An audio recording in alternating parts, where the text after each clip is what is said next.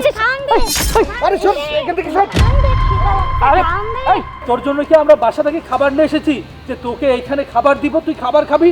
এই দেখ, তুই চুপচাপ এখান থেকে সর সর বলছি। আরে দেখছো না, পাগলিটা আবার প্রেগনেন্ট হয়েছে। কোথাকার কোনো অবৈধ সন্তান পেটে নিয়ে ঘুরছে, যত সব। আরে হ্যাঁ হ্যাঁ, তুমি তো ঠিক কথাই বলেছো। এই পাগলি সত্যি তো প্রেগনেন্ট, কিন্তু এর এই সর্বনাশটা কে করেছে? সমাজের মধ্যে এখনো এমন মানুষ আছে যারা কিনা পাগলিটাকেও ছাড় দেয় না, এই পাগলিটাকে একদম ছিঁড়ে ছিঁড়ে খেয়েছে। ছি, এইভাবে এই সমস্ত বাজে কাজ, আমার না এই সমস্ত দেখতেও ঘৃণা লাগছে। আখি, চলো তো এখান থেকে। আমরা যদি এখানে কিছুক্ষণ থাকি তাহলে লোকজন এসে আমাদেরকে উল্টাপাল্টা কথা শোনাবে। চলো, এখানে আর এক মুহূর্ত নয়। রাসেল, চল তো, চল। তুই খান দিবি? কি রে, তুই এখানে এইভাবে দাঁড়িয়ে কেন পড়লি? তোকে আসতে বললাম না? এই, আমরা এই পাগলিটাকে উল্টাপাল্টা কথা শোনালাম, তুই সেইখানে কিছু না বলে উল্টো আরো তোকে আসতে বলার পর তুই এখানে দাঁড়িয়ে আছিস। এই চল আমাদের সাথে, চল। বুঝতে পারছো না তোমার ভাইয়ের এই পাগলির প্রতি দরদ উতলিয়ে উতলিয়ে পড়ছে? ভাবি থামো, অনেক বলেছো। কি বলে তুমি? এই পাগলির প্রতি আমার দরদ উতলে পড়েছে? হ্যাঁ, ঠিকই বলেছো, ওর প্রতি আমার দরদ উতলে পড়েছে। কারণ কি জানো? কারণ হচ্ছে ওর গর্ভে যে সন্তান আসছে না, সেটা হচ্ছে আমার সন্তান। সেই সন্তানের বাবা আমি। কি বলছিস? রাসেল, তুই এসব কি বলছিস? এই পাগলির পেটে যে বাচ্চা, এই বাচ্চা তোর? এটা হতেই পারে না। মানে তাহলে শোনো, কি ব্যাপার, তুমি বিয়ে শাড়ি পরে আছো কেন? আর আমাকে ইমার্জেন্সি কেন ডেকে আনলে? দেখো, সব কথা তো আর ফোনে বলা যায় না, চলো আমরা বিয়ে করব। আরে কবিতা, তোমাকে আমি বারবার করে বুঝিয়ে বললাম, দেখো এই মুহূর্তে আমার বিয়ে করা পসিবল না।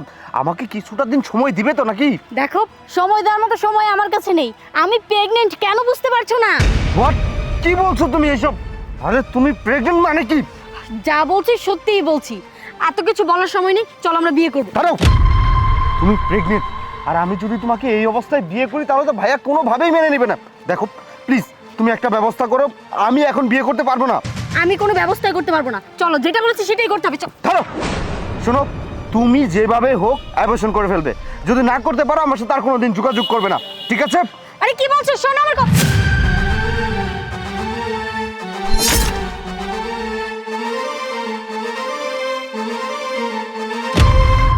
ছি ছি ছি ছি ছি, তোকে আমার ভাই ভাবতে ঘৃণা লাগছে। তুই আমার ভাই হয়ে এমন একটা কাজ কিভাবে করতে পারলি বলতো? এই, তোকে কি আমরা এই শিক্ষা দিয়ে বড় করেছি? হ্যাঁ, তুই একটা মেয়ের জীবন এইভাবে নষ্ট করে ফেলেছিস। তুই একবার ভেবে দেখেছিস এই মেয়েটা শুধুমাত্র তোর কারণে পাগল বেশে এই রাস্তায় রাস্তায় ঘুরছে? আজকে যদি এই মেয়েটা কিছু হয়ে যেত তাহলে কি হতো? একমাত্র দায়ী থাকতি তুই।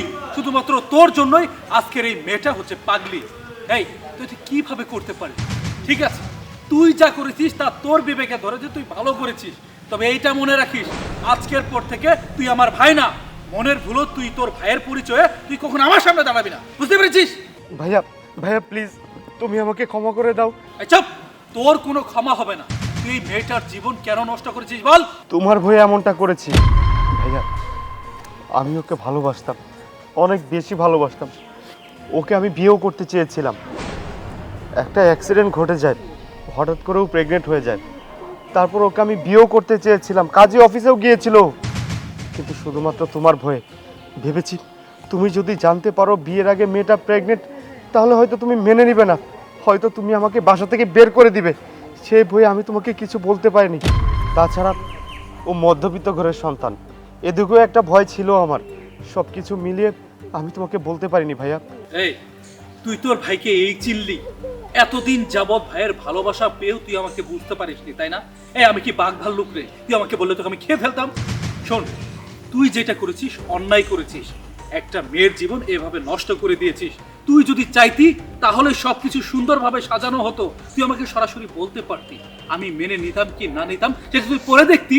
তুই তা না করে তুই আমার ভয়ে কিনা তুই এই মেয়েটাকে বিয়ে করিসনি। তার পেটে বাচ্চা আসার পরও তুই তাকে ছেড়ে চলে এসেছিস। তুই পুরোপুরি অন্যায় কাজ করেছিস। ক্ষমা তোকে আমি করতে পারি, একটা শর্তে। তুই এই মেয়েটাকে নিয়ে এক্ষুনি বিয়ে করবি। তোর ভাবি আর আমি কাজী ডেকে আনছি, চল। ভাইয়া, তুমি সত্যি বলছো? হ্যাঁ, সত্যি বলছি, চল। ঠিক আছে।